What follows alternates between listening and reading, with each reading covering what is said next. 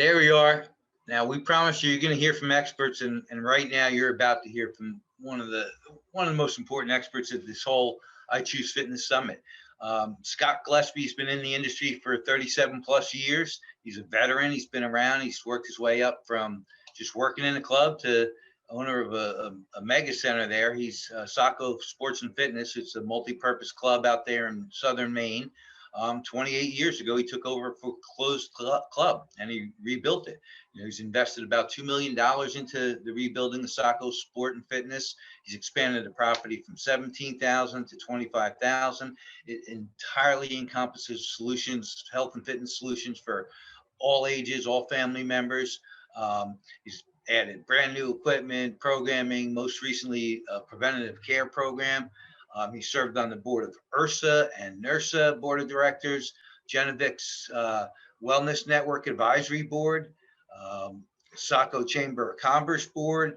So the guy is definitely a contributor. You'll find him as a contributor for Club Solutions magazine. He's done Business International, Club Insider magazines.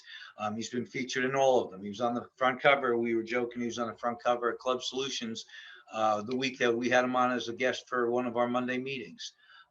So Scott definitely is a guy that's got his hands in the pulse of the industry. He's working really hard to make sure this industry survived the pandemic. He's the guy that said, it brought our greatest challenge to the industry, but it also brought the great opportunities that come afterwards. We've got a chance to build trust and evolve our product lines and serve a much larger audience because of all this.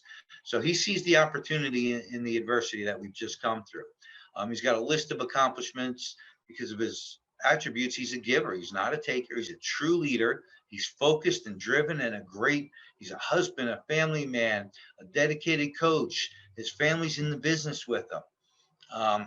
He's a fitness enthusiast and he's a fitness expert as well. He's a guy I'm proud to call my friend, and the industry has relied on him. They had him. He was one of the featured speakers when the industry came back and we started opening up again. They had him do a webinar, bringing back your health club after the shutdowns. That was his topic.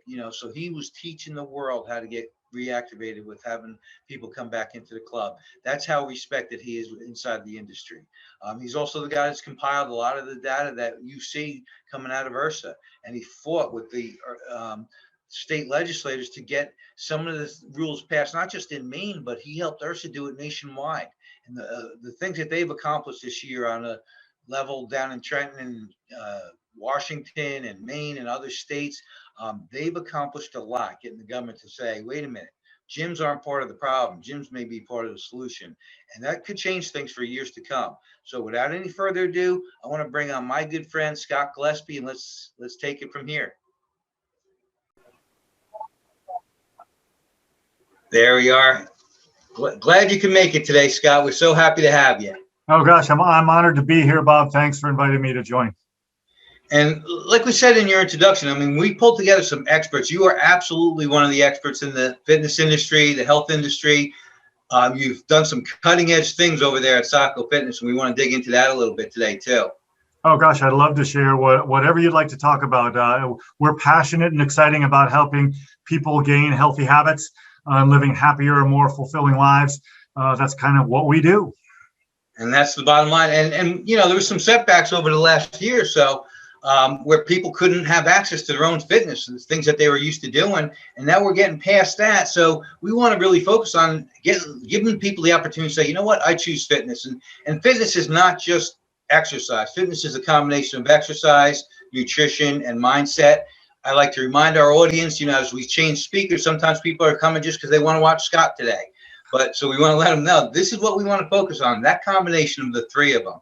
So the first question I do want to start with is, do you see these three industries coming together, the medical industry, nutritional industries, and exercise? Absolutely. I think all three of us would be crazy not to come together. We all have the same goal in mind. We all want to help people live better lives. And we've been relatively independent from one another for the past few decades as all of these industries evolve.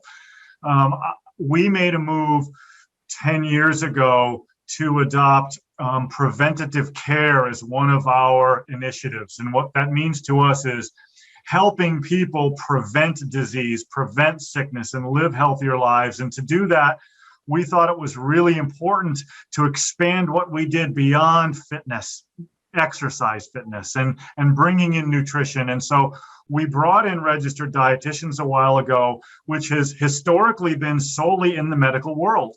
And first of all, the dietitians love being in a health club setting because they're accustomed to dealing with people who just had a heart attack and are being told how to eat and may not want to listen. And now they're in a world where people actively want to learn how to eat better to improve their health. And so the dietitians are in a wonderful space. I think the medical community is a challenge for us.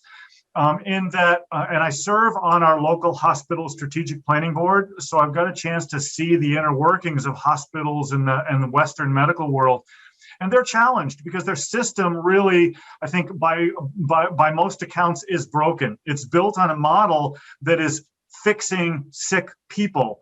It is not built on a model to keep people from getting sick. So hospitals and most medical practices only make money when they're serving sick people. And that really is counterintuitive to what it could or should be.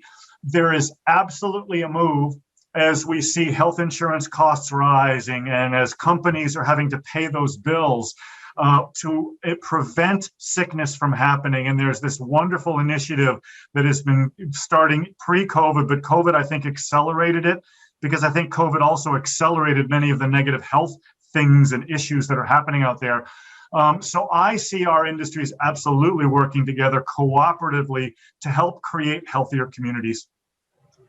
And that's an interesting point too about, COVID has actually magnified a lot of the problems that already existed.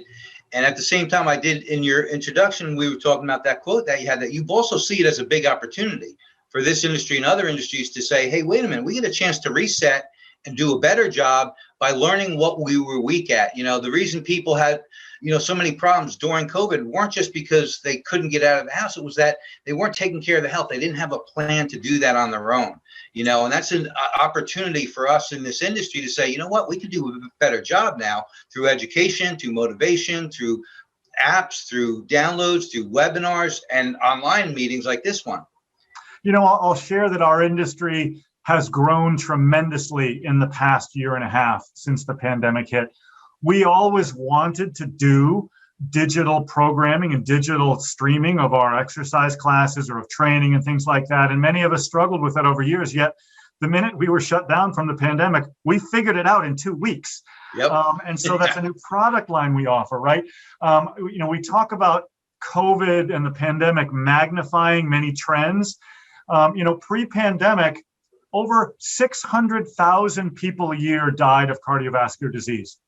And we as a nation invested roughly $150 billion to serve that market, right? Another 100,000 people died of diabetes, and we invested another $80 to $90 billion.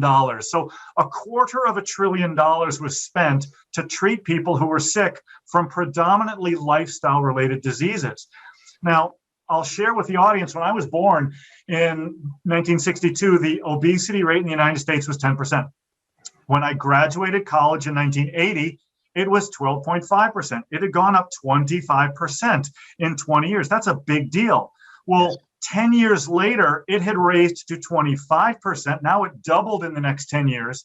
Since then, pre-pandemic, it was 39%. We're now in excess of 42% obesity, which is one of the prime indicators and risk factors for cardiovascular disease, diabetes, many cancers. Yet we invested over $6 trillion in the pandemic, which sadly took over 600,000 lives. But it's the same amount of lives in a given year, yet we weren't putting the emphasis on this chronic problem, which had been growing over time, which is now going to accelerate. And we now have the opportunity to address that problem. And I think the focus has shifted. Many more people want to be healthy, yet many people struggled during the pandemic. The average American gained 29 pounds during the shutdowns and during all the restrictions that were in place.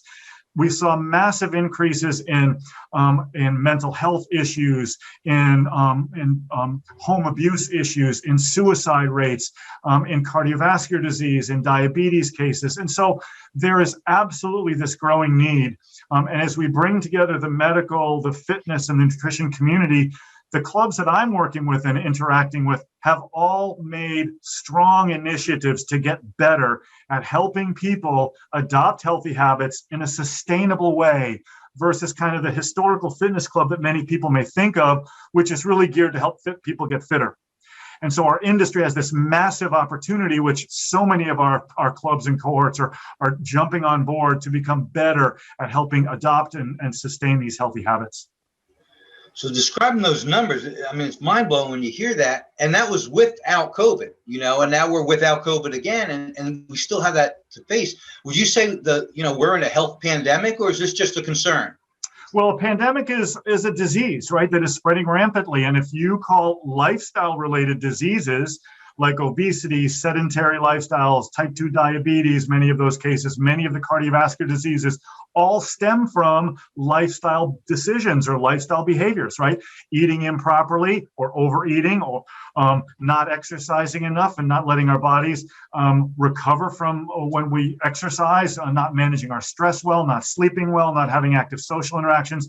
There are so many contributors, but there is no question living an active lifestyle and eating a healthy diet absolutely reduce those risk factors.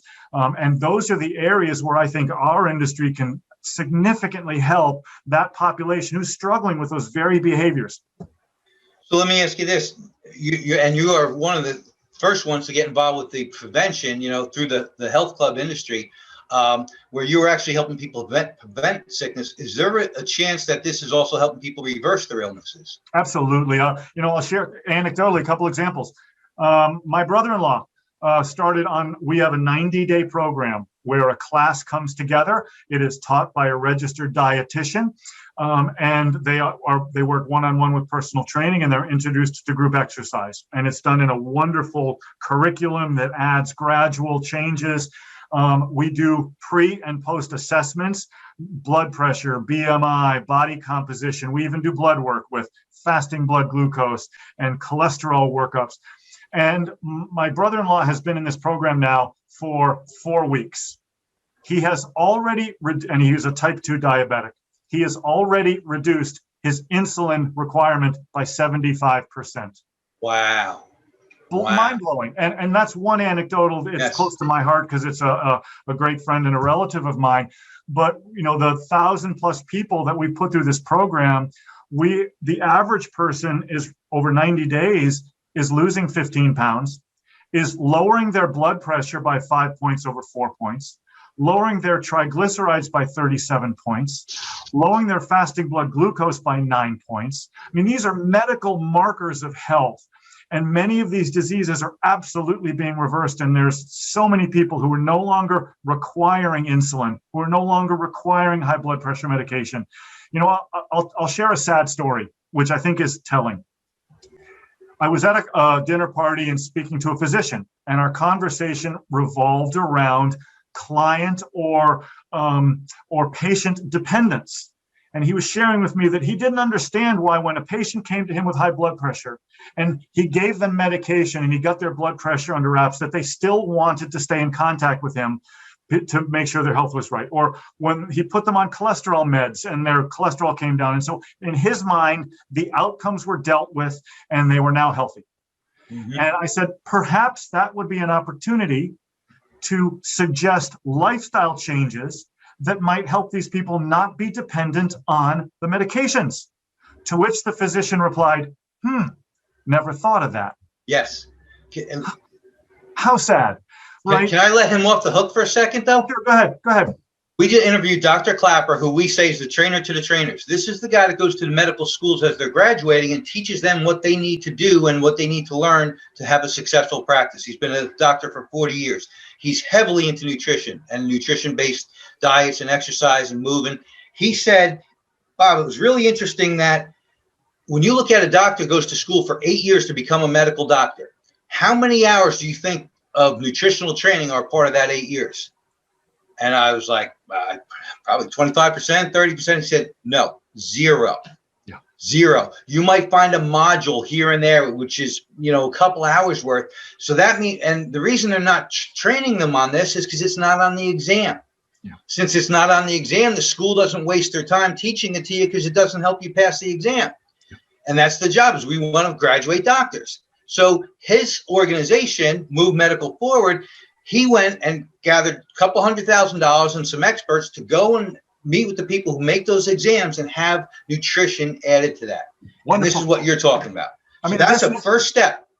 Yeah, it's the evolution of an industry, right? The medical industry currently is built to fix sick people, and pharma is so powerful, and taking a pill is so much easier than behavioral change. Now, there are absolutely consequences to taking a pill. And when one pill requires you to take another to offset the side effects, and on and on and on we go, and we all know people who are on 7 pills. And so the question that our industry is asking is, how many of those are because of lifestyle changes that could reverse the need for those pills, and how many are really internal things that can't be changed and they need those pharmaceuticals? These are massive lessons for us collectively to explore and through science understand. But there is not a question that behavioral change, adding exercise, eating properly, getting proper rest, and managing your stress, those 4 things dramatically reduce cardiovascular disease, diabetes, many cancers. And these are the big 3 that are killing most people today. Frankly, exponentially more people than died from COVID during the pandemic. So we have this bigger crisis that we now have an opportunity to address. And not even the taking the deaths out of the equation for a second. Look at how people are living. They don't have the ability to play with their kids anymore. You were a coach. You've coached kids at all different levels, right? You see the parents can't get out there and kick the soccer ball with their kids anymore. They can't go and play baseball. They can't throw a football around. They don't have the energy. They don't, they get tired too quick. And that's how we're living. So forget the dying with this stuff. The way we live is sedentary too. And that the question was, why do people hesitate to start a program like this? Oh gosh, that is the question, right? That's the $1 million question or $1 trillion question. And there's a combination of things, and by no means am I a PhD data-driven behavioral scientist, but I am data-driven, and I love studying behavioral change. And having been in this industry for 30 years and seen tens of thousands of people come to a fitness center with the intent of getting healthy, and watching many of those people fail, and sadly many of those people fail, and happily many of those people succeed. I think I have a pretty good handle on what are the workings here. And so, number one, I think society has evolved to devalue activity.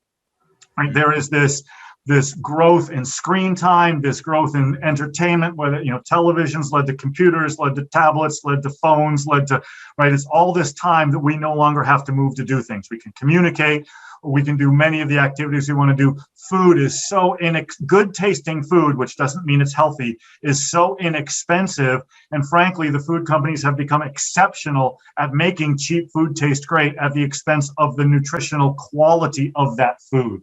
Mm-hmm. And this has happened gradually over time. And if you know the metaphor of the frog who is put in a pot of cold water, and that pot of water is then put on a stove, and the heat is turned up, and the temperature gradually gets hotter and hotter, and the frog doesn't jump out because the change happens so gradually that they get accustomed to the change, and sadly the frog dies.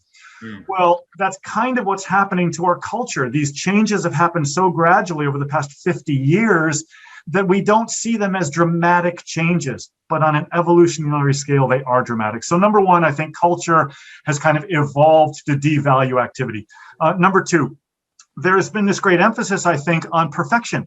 So for those people who have chosen or are driven to be really fit for whatever reason, and those 6-pack abs and those big biceps and pecs and those beautiful bikini bodies are frankly very intimidating to the average American who says, that's not me, I can't do that, and I'm not going to fit in there, right?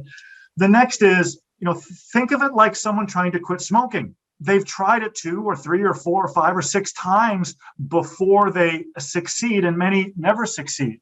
Behavioral change is hard, period. There's no question about it. So there has to be a desire, but for the desire to take root, the desire has to be meaningful. It has to be emotional, not logical. We all know we should, but should does not get things done.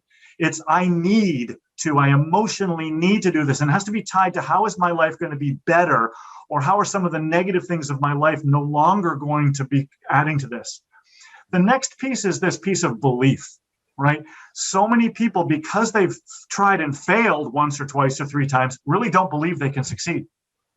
And I think we can do a better job of showing a path to success that we know works, that is believable. You know, there are so many people who have retired to beaches in Bermuda selling pills for $50 a bottle that claim weight loss, right? Because everybody wants that quick fix. And this is another sad reality. Our society is built on, I want it now, give it to me quick. I want quick returns. Where's my results? And dramatic changes to your body take time. Right. And the longer they take, the more sustainable they are. And so the resilience to overcome many of the many obstacles that happen between beginning a program and seeing results are holding a lot of people back. And so I think we can do a better job of setting proper expectations. And those expectations really, we believe, are simply feel, see, be, meaning first, the expectation is not to see dramatic changes in my body, it's to feel better. You can feel better today. If you exercise today reasonably, tonight you will feel better. And that feeling gives people confidence of, I want to do that again because I want to feel a little bit better. I want to feel energetic. I've taken control. I now sleep better. I have a little bit more energy. And if we add exercise gradually with proper diet, that first 30 days is a chance to feel better. The second 30 days, we actually do start to see changes in our bodies. Well, our face might look a little different. Our clothes might fit a little differently. We may not actually be losing weight, but our body may be changing a little bit. And maybe we are losing a pound or a pound and a half a week. And so we start to see gradual changes in that scale. And so, weeks 5 through 9 are kind of about seeing minor changes. But then we go to, that third month where habits are starting to become not normal. And my body is actually starting to change even more. My metabolism works a little bit better. I've lost that desire to have that cupcake at night, and I'm replacing it with something better, right? Or I'm looking forward to my 20 or 30 or 40-minute exercise session because it makes me feel so good. So I think all of those things combined make it hard, but I think there's solutions to all those for people who want to, who can find a support system. And by the way, a membership to a health club rarely works. It requires other things also. It requires a support system. It requires desire, resilience, a plan, follow-up, accountability, and all those things combined to help people really get on that path. And that also is true about the food part of it too. Like, we want quick fixes and quick changes, but when you walk into the supermarket, everything is ready to go, microwave in 5 minutes, grab it and go, processed foods.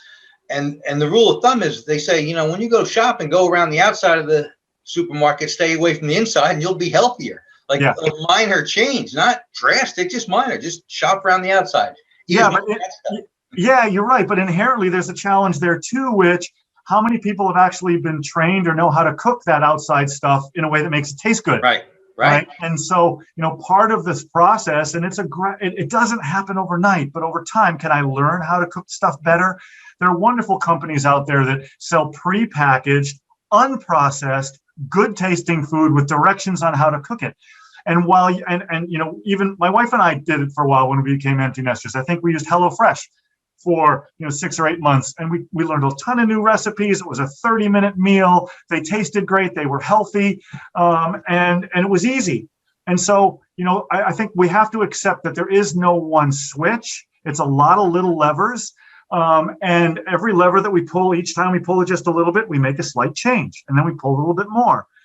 Beth and I were talking about it, Beth's my wife, last night, about our program at the club, and someone. There's two camps. There's the camp that wants to replace their cravings for their current food sources with something else that's supposed to be like it. It's like, what do I do to replace the ice cream that I used to have every night? And a dietitian might say, well, you could create a really good fruit smoothie and freeze it and eat that.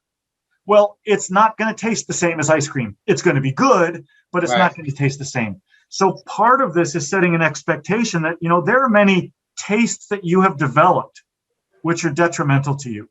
The craving for nacho chips, the craving for chocolate cake, the craving for ice cream, the craving for too much beer, and I love wine, and I have a glass of wine most nights, right? But the craving for too much, or something that isn't healthy, we can change that. There was a period of time where we didn't crave sugar, where we didn't crave salt, where we didn't crave all these processed foods. We can relearn that and enjoy really good tasting, healthy food, but it takes time.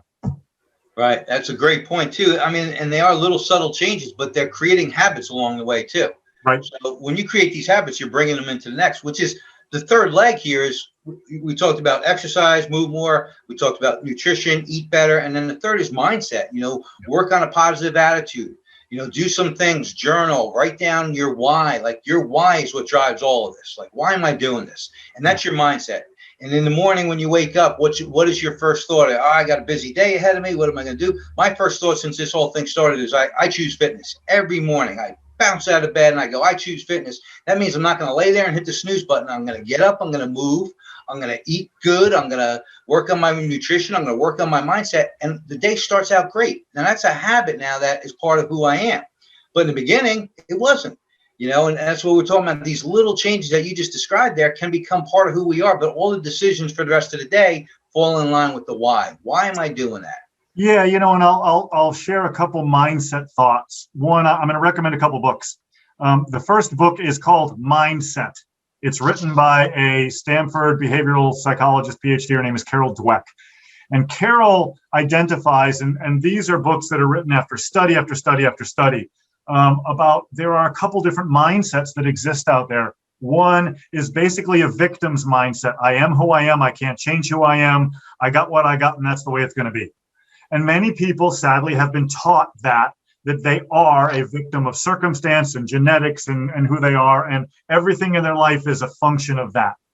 Basically, a lack of control. Mm-hmm. There's another mindset, which is a growth mindset. And a growth mindset is one that says, I could be almost anything. I just need to learn how. And the challenge with the growth mindset is it usually requires significant failure to be able to actually learn sustainable habits or thoughts or ideas or skills. And so many people, after trying something once and failing, say, oh, no, I'm a victim. I can't do that, right? I got to do something else, as opposed to saying, I just learned something. Next, I want to learn something else. And she goes into many different permutations of how this works, wonderful concepts of how to raise children with a growth mindset, not praising outcomes as much as praising process, because process leads to outcomes.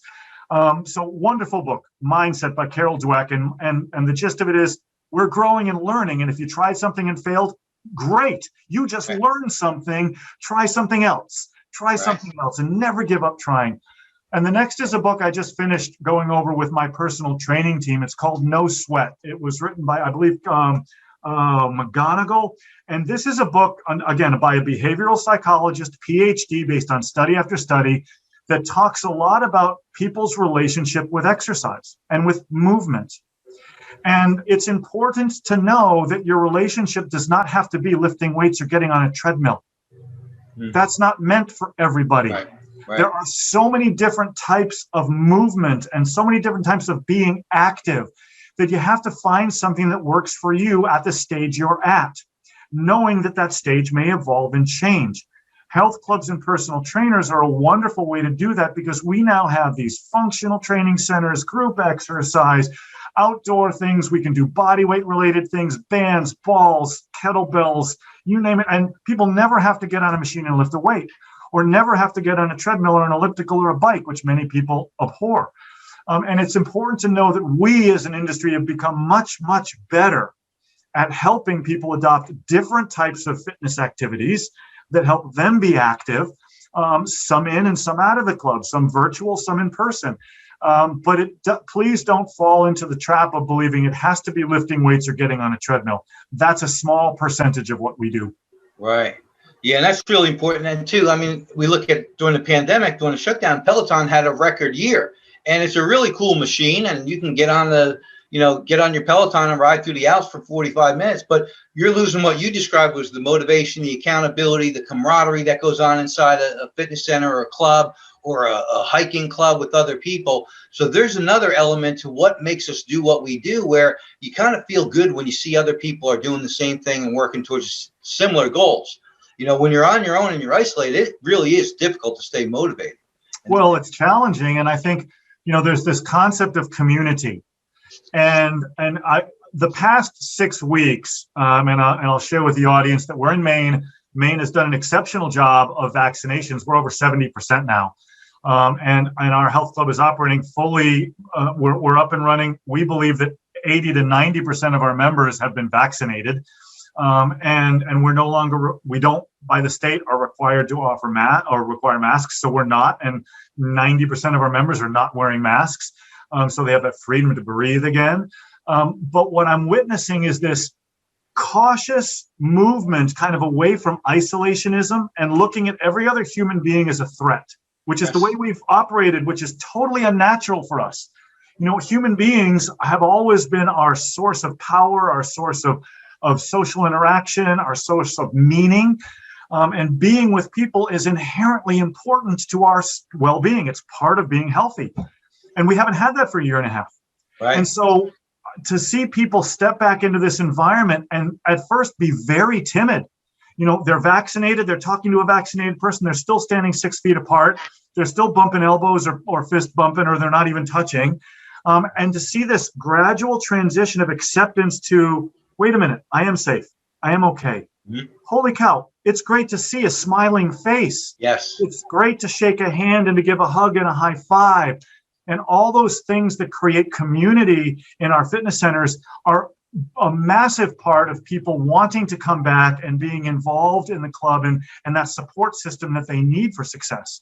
And it's just been cathartic to see smiles and communities rebuild and build from scratch, welcoming new people in. Because ultimately, everybody who joins a health club is doing it to improve their health. And that is something you have in common with every other person in that club, whether you weigh 110 pounds or 310 pounds, and whether you've been active for the past year and a half or whether you've been inactive for the past year and a half. It doesn't matter, because the mentality and the goals are the same. And so we support each other in that process of becoming healthier. Yeah, and the good habits are formed the same way the bad habits were. And unfortunately, while we were locked down, we created a lot of bad habits, emotional eating, laying around, watching Netflix for 4 hours straight. Bad habits stuck with us. And then we come out of it, including the fear. The fear is a habit. We had the ability to become more afraid than we ever were. And I like in my gym, they were coming back. We got the notification finally from our governor, and ours was tough like yours. They thought gyms were a bad place to go. They didn't see the good side of it. So when we finally opened up and they said, okay, no more masks are required, people were still coming in with their mask here. It was like a chin diaper, and that was it. But they felt good that they still had it. Yeah. And every now and then they would pull it back up and then look around and slide it back down. And they felt good that they could put it down and breathe normal. But it's a gradual thing, just like every other habit. I'm going to take a little baby step. And that's what the I Choose Fitness is all about. Let's take a little step together. Let's see. I'm going to declare that I'm going to do this. I'm going to eat better. I'm going to move more, and I'm going to work on my mindset. And here's some experts telling me how to do it, like you. I mean, that's got to make people say, I want to come out the other end of this better than I was when this all started. And I think it's totally feasible if you stay focused on it. Yeah, it starts with a decision. Do I want to? That there's that thought process, and then as you mentioned early in the show, we believe, and we don't believe, we know that if you haven't clearly identified your why is this emotionally important to you? How is your life going to be dramatically better by living this lifestyle and having these healthy habits? What are you going to do differently? Who are you going to be with differently? How are your relationships going to change? How are your activities? How are you going to feel about yourself? All those things are emotional and they're really powerful. That's important. And then to find a system, to find a support system, a place, a community that can help you with that process, and know that it's not going to be perfect. It's not going to be fast, but it's going to happen. If you sustain and maintain a little bit of resilience day by day by day, it gets better and better. And every once in a while, you're going to screw up, and it's okay. And you just keep going, and things are going to be better. So there's multiple steps to it. But I believe we are now at a point where, coming out of this year and a half of lockdown and fear, we have to break the cycle. the cycle of social interaction, the cycle of inactivity, the cycle of overeating, because all three of those things lead to very unhealthy, very unhappy, very unproductive people. And that's not the way we're meant to live. We're meant to be healthy, happy, productive, interactive, social, producing, and all of those things which make our society great stem from how we choose to behave. And now we have to gradually choose to behave in a new way. All right, so let me ask you the million-dollar question, and I'll personalize it for you. You watched your brother-in-law come through what he's coming through right now, and it looks really good. He's got to be really excited and proud of himself at the same time. But you feel great about that. I mean, so it's obvious he chose fitness to tackle his diabetes. He wants to reverse that. He wants to get rid of the medications and the scariness that goes along with being a diabetic. Yeah. What is your why, Scott? I choose fitness over what? You fill in that blank. Oh, gosh, Bob, that's a phenomenal question. I have always embraced movement. That has been kind of this fundamental piece of who I am. It evolves over time. I think our whys don't necessarily stay the same. There's a period in my life where I'll share a kind of a cool story. I was at a trade show in Orlando, Florida, 30 odd years ago. And my younger life, I was an athlete, soccer player, professional mogul skier, triathlete. And I had, because of injuries, because of 80 hours a week running a health club, I had kind of fallen out of some of those healthy habits that I was in. And I was at a trade show in Orlando, Florida, and you may remember this. Long ago, there was really only one kind of group exercise. It was called aerobics. And basically it was dancing to music. Think Jamie Lee Curtis, right? Or Jane Fonda. And about 30 years ago, this very wise man named Johnny Goldstein, or Johnny G, decided that you should be able to do group exercise in a different way. And he said, perhaps we could put a bunch of people on a bike in a room, play some music, and someone can show them what to do on a bike. Because he was a world-class cyclist. He was also a yogi, black belt in some martial arts, a wonderful philosophical gentleman. And he created this thing called spinning, which we all now think of as indoor cycling. But at the time, it was revolutionary and it was mind-blowing. So my staff said, we've heard about this thing called spinning. Go check it out. So I went to the conference, and on the trade show floor were 18 bikes, and Johnny G was doing demo rides, and I got on the bike and I was doing my ride following him. And like every athlete, when I saw him up there, and I was a triathlete, previous to this, I said, when he turns that knob to the right and makes it harder, I'm turning the knob to the right. When he pedals faster, I'm pedaling faster. And when he gets out of the saddle, I'm getting out of the saddle. And it was a contest for me, right? Now, I wasn't nearly as good shape as he was, but that didn't matter. My ego saw me as the triathlete I used to be. And I did the class, and it was an awesome workout. I loved it. And after the class, he came over to me and and this was a cathartic moment for me. He put his hand on my shoulder and he said, I know what you were doing. And that's not what it's about. Wow. Spinning is not about competition. It's about riding for yourself. You're not done yet. Stay right there. We're doing another class. I want you to do a second ride. And I don't want you to ride against me. I want you to ride for yourself. And ask yourself, why are you riding? And halfway through that ride, I'm physically tired. And by the way, you can have wonderful cathartic events, emotional events when you're physically exhausted. So I'm halfway through the next ride. I was enjoying myself. And it dawned on me that previous to this, I had been training for the wrong reasons. I had been training because I still thought I was a competitive athlete and I felt obligated to continue that path. And I wasn't anymore. I needed to train for me. And Johnny, after the end of the second class, by the way, it gets funnier. Now he comes over to me and says, you're almost there. Just one more, right? This one, just listen to the music, and he has a wonderful soothing voice, and he shares some wonderful philosophical thoughts. And halfway through the third ride, I really broke down in tears because it hit me. I needed to exercise and ride and be active for myself. Right. To be a role model to my children, to be a better husband for my wife, to be happier with myself and content with who I am at this point in my life and not try and be who I was. Right.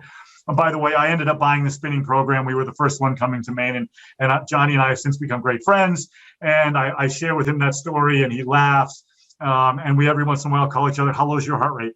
And but it was a cathartic moment for me. And it became about I started to define myself as someone who was vital, healthy, active, productive. I can't tell. There's no way I could do all the things I do if I wasn't fit, right? And it helps me feel better about myself and helps me a role model to my family. So that's my why. Yeah, and I wish you just really put me in a mindset where I was understanding kind of what happens to me after I'm done working out. There's a time when I get in the car, the first 30 seconds of getting in the car after my workout, and I feel great about Bob. I am proud of me. I mean, I wish I could bottle that and share that with people. There's the testimonials. That 30 seconds after you leave the gym, you get in your car, you're like, man, I did it. Because I was going to put it off. I'm too busy. I got too many things going on. I was going to blow off the workout, and instead I went. And that the way I feel when I'm done is the way you felt on ride number 3. Yeah. This is why I do it. It's for me. I don't wear a shirt out of there. So I worked out today, although sometimes I feel like wearing that shirt. I'm proud of it. So that's an awesome story. I'm probably going to try and spin that into something of my own. Help yourself. Not to go backwards, and I just did want to talk to you about your Genovix healthy care system that you put in place. You said you did that 10 years ago. Yep. It's something that I think a lot of fitness centers are going to start to look at doing now. Describe to us what that does and what the goal of that is. Yeah, so I'll share that over a decade ago, we made a decision to move into learning how to be better at behavioral change, helping people adopt healthy habits. One of the first assumptions we made was that exercise is a great modality to change your body and to make you healthy. No question about it. That's why we exist. The science backs it up. But there's a fundamental challenge. And the challenge is that exercise alone takes a while to change your body. Okay. And we were finding that so many people started with the intent to exercise and didn't see results quick enough. And so they then stopped exercising. We believe that if we added proper nutrition to that mix, right, we would accelerate results. And so if we accelerate the results that people see if they're exercising and eating properly at the same time, then the results would come quick enough to stick with exercise longer so that they could continue and make it sustainable. We started that process one-on-one. A trainer who happened to be a nutritionist works with a client one-on-one. They spend more time together. They do some nutritional coaching and counseling. That's short of what we do today, but that was the way we started. And it was a program that wasn't inexpensive because you're paying for someone's time, right? Personal trainers, dietitians are like accountants and doctors and attorneys. Their time and their knowledge is the value. So if you're with them, with their time, you need to pay for that time and invest in it, because what you get back, much like what you might give a golf pro to teach you how to hit a golf ball farther, is that knowledge is valuable. Okay. We then found that there were many people who were challenged to come up with that much money, right, to pay for the time of an individual who's going to guide them through a process. And so we looked into the concept of registered dietitians as a means to provide the nutritional piece of this. And what makes that special is a registered dietitian is a licensed medical professional. They are recognized by the insurance world. They are recognized by the physicians in the medical community. They are billable, and they have a sustainable, consistent, and predictable knowledge base that has been tested through board certification. Big deal. And we chose to go down that road instead of the nutritionist road. And when you hear the word nutritionist, I just caution people to make sure you understand what that means. Bob, you're a nutritionist. I'm a nutritionist. People, if you're sitting with anybody to your left and your right, look to your left and your right. They are nutritionists if they choose to put a sign on the wall that says, I'm a nutritionist. Very few states have standards or guidelines or certifications or licenses to make someone a nutritionist. So anyone can say, I can teach you how to eat. That doesn't mean there aren't some good ones. There are. But many times their knowledge base is limited, or it is motivated by a personal life experience, which means they might see one area of nutrition, but not the whole gamut. And so there's a big difference. They can't bill for insurance, and the medical community does not recognize them as a viable medical profession. Mm-hmm. We then went through the process of becoming a licensed provider for all of the major insurance payers. Okay, and so now Anthem, Aetna, Cigna, Harvard Pilgrim, Blue Cross Blue Shield, they will pay us to serve their clients, because in their clients or their patients' health insurance is a preventative care clause that says we will pay for preventative treatments, one of which can be nutrition therapy if they meet certain criteria. Okay, now take that and bring in an organization we work with called Genevex, who has created a 13-week or 90-day program, which is a class that a group of people, 15 to 18 people, get together, sit in a room together, which pre-pandemic is wonderful, and during the pandemic was done via Zoom. Okay. Right. And the dietitian who teaches the class takes them through a 13-week curriculum of behavior change and nutrition. They also work with personal trainers. They are guided into the appropriate group exercise classes. And before this program starts and when this program ends, we do a full medical assessment, including blood work, so we can measure outcomes.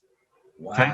Then we can aggregate those outcomes by the group, or we now work for many companies who wants to improve their employees' health because they're sick and tired of paying high health premiums. And if we can reduce the draw on their health plan, meaning if we can reduce the medical incidents that health plan has to pay for, heart disease, diabetes, insulin, whatever lifestyle diseases cost money for medical professionals to treat. If we can reduce that, which we can, and we've proven we can, their health insurance premiums go down. So companies now save a ton of money if they can get their employees healthy. And if you think about a risk factor, green, whenever you go to a doctor, you have basically a test, which is 8 or 10 different things they do to figure out, are you low risk, medium risk, or high risk? And the doc then talks to you about the high risk areas and they ask you to change them, almost always unsuccessfully, okay? Because they don't have an intervention program to change people's behavior. Right. So that's what we do. We've created, through the Genevex network, this intervention program to help change people's behavior. And I think I shared earlier some of the results, but here's the best result that I didn't share. 75% of the graduates of this program stick with the program a year after the fact. Wow. So it's sustainable. So we are billing insurance for much of the cost of the program. People are investing in the exercise piece of the program, but it is a 90-day support system that is all about healthy habit adoption. Now, you may have just recruited a couple 100,000 people to move to Maine so they can take advantage of that, but that should spread, right? Oh, absolutely. I mean, there are clubs that offer this program in Massachusetts, New Hampshire, New Jersey. It is around and growing, and it's not the only one. There are other programs out there that different clubs have adopted or created. And I would guide our listeners to, when you're talking to whatever club or trainer or dietitian or program that you're talking to, I would ask them about the outcomes they've seen in the past, right? As opposed to making claims about what they think they could do. What have they done, right? What have they actually created? Because that's going to tell you how successful they are and what percentage of the people see those outcomes. What are the average outcomes? If they tell you one story about one person who succeeded, I would be somewhat cautious, because although anecdotal stories are emotionally powerful, they may be very rare, right? So what are the outcomes of all the data when you put it together of all the participants? And that can be very telling about how successful the program can be. It's a good point. I mean, the insurance companies should embrace it, because if you think about the cost of treating somebody for high blood pressure or diabetes for 10 years versus here's a wellness membership, for 90 days, not even close. Or here's a wellness membership that we're going to pay your health club membership and the Genevex fees for forever. But put it in perspective. What does a heart attack cost? Right? A massive heart attack with all of the treatments, all of it is $100,000. Yes. Right? Or it's somewhere in that big range, right? And what's the average health club? Some are as low as $120 a year if you just want access to equipment, and others are, call it $1,000 a year. Right. It's pennies compared to the average person today has a $2,500 deductible or a $5,000 deductible.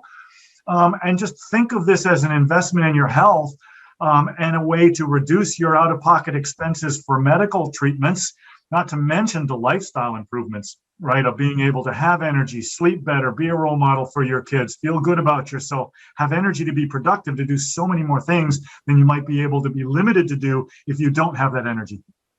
Yeah, I love the way you describe that. Like, that's what the world would look like if we made health a priority. All the changes would happen from the insurance companies all the way down to individuals and our choices. Yeah, I think it could, in a perfect world, in my opinion, it would start in the schools. The schools would teach health responsibility, right? And companies are, by the way, it's important for the consumers to understand why it works the way it works. Most companies shop their health insurance every year to try and get a better rate. And if I'm a health insurer and I know I'm insuring you today, but I may not be insuring you tomorrow, I'm not motivated to invest in your health 2 to 3 years from now, right? And so the system has some flaws in it. But if I'm a self-insured company that knows that I'm going to be investing in your health or lack thereof in 2 to 10 years, now I'm motivated to spend $1 or 2 or 10 today to save 100 or 200 or 1,000 tomorrow. Right. And so that system is gradually shifting. But many people have benefits their employers offer they don't even know about, which might pay for a gym membership or part of it. But this, in my mind, is not a dollars and cents issue as much as it is a belief issue and an understanding that if I invest a little bit of time, my life can be dramatically better. And if it's a little bit of money, compared to what? How else is money being spent unproductively or in a way that may actually be detrimental? And can I reallocate my assets to be able to invest in something that's going to make me feel better and give me more time and energy to be more productive? And it starts in the schools, like you said. It starts there. One of our speakers, James Overton, is the guy who's responsible. He's embracing the I Choose Fitness. He's bringing it to the school district. He said, this is what we need to start. We got to get back to it. A lot of the states have eliminated gym as a part of the curriculum to save money. We're going to cut gym. Nobody wants to climb a rope anyway. And so they're eliminating exercise. The garbage they're feeding in most of the cafeterias is horrible. And he says, we got to bring this back to the school systems. He was the national ambassador for Play 60. So he was the guy that got Play 60 into all the schools, the NFL's program to play for 60 minutes a day. So he's like, this is what they need. This is a combination of everything. Yeah, pre-pandemic, by the way, that is a massive problem. And it's budget driven, right? The decisions aren't being made in the school. The decisions are being made by the school council or the town council or the city administrators about, what kind of revenue streams they have to fund schools. And it's, clearly it is not a national priority.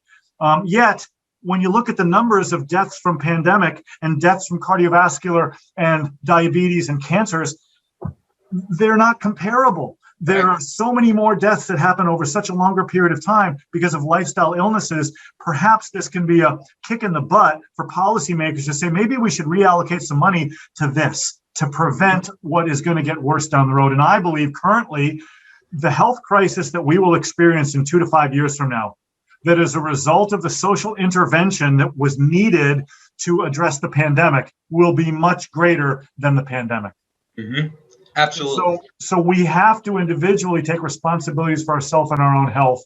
And yes, policymakers have to do a better job of allocating resources to it, but ultimately they're handcuffed. And so I don't want to blame them, because by blaming them, we just become a victim. And we need to accept that personal responsibility, that there is something we can do to be better and healthier. And one step at a time is better than nothing. Yep. Yeah. And the vaccine is available for COVID-19, but that's the temporary vaccine. The permanent vaccine is your immune system, and you're in control of that. You make the right decisions, and the long-term vaccine is then connected. Your immune system goes through the roof, and we don't have to worry about all those other things. Yeah, exactly. So now there's people in the audience right now. They're saying, you guys make a lot of sense. I'm really into this, but I don't know. Maybe I should wait. They're procrastinating. They have all the reasons why they don't want to start. What would you say to that person? They're sitting here going, I'd like to do it, but I'm not ready. I said, Einstein said it is impossible to fix a problem that was created using the same thinking that created the problem. Meaning the mindset that says, why should I start today as opposed to tomorrow? Let's just wait and put it off, right? Is the same mindset that created the put it off so it never happened. Right. The only way to fix a problem that was created with a given mindset is to change that mindset. It's the only way. And whether you do that by making a decision to change it on your own based on this conversation that we're having today, or a magazine article you read, or a comment from a friend or a relative, or a TV show you watched, it doesn't matter. They're all straws on the camel's back. But at some point in time, a decision has to be made. The question is, what other resources do you need to help change that thinking, right? Is it a dietitian? Is it a personal trainer? Is it a health club? Is it an online coach? Is it a fitness center? What is it? Okay, because the situation you're in has created the situation you're in. You have to change the situation. Okay. Yeah, it just, if nothing changes, nothing changes. That's awesome. What a way to wrap this up. And I want to be respectful of your time too, Scott, but this summit would not have been anywhere near as powerful without your input. And I could see why everybody reaches out to you when there's something going on and they need input. You're the guy they go to. I saw all of the articles you've ever been involved in URSA and club industry and club solutions and NERSA, because you're a caring, giving human being that gets it. And if, people could take away a couple of sentences from what you said today and just make a couple minor changes, I think you would be flooded with thank you letters in the coming couple of weeks. Well, that would be wonderful, but not necessary. We just want people to get healthier and fitter and more vital, and help all of our communities grow, and help this nation start to solve this healthcare crisis we're in, because it starts with personal choices and our behavior. Thank you again, Scott. Ladies and gentlemen, that was the great Scott Gillespie, and I'm so glad you took the time for us. Thank you, Bob. I appreciate the opportunity. You're a wonderful host, and I'm humbled to be asked to speak today. Thank you, sir. We'll meet again. Maybe we'll get you on when we do the live panel too. Anytime.